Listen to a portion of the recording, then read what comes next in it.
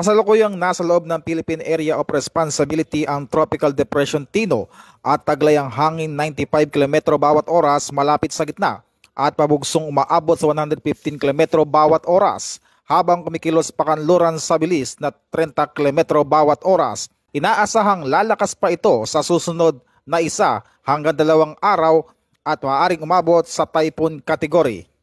Itinaas na ang signal number 2 sa bahagi ng Eastern Samar, Dinagat Islands at Bocas Grande habang signal number 1 naman sa ilang bahagi ng Visayas at Mindanao. Nagbabala rin ang pag-asa ng storm surge o pagtaas ng alon na aabot sa mahigit 3 metro sa Dinagat Islands, Eastern Samar, Leyte, Western Samar at Surigao del Norte. Manatiling nakatutok sa mga anunsyo ng pag-asa at lokal na pamahalaan at pinapalalan din na laging mag-ingat. At yan muna ang weather update sa mga oras na ito. Ako po si Patrolman Adrian Dayaw nagbabalita para sa PNN Weather Updates.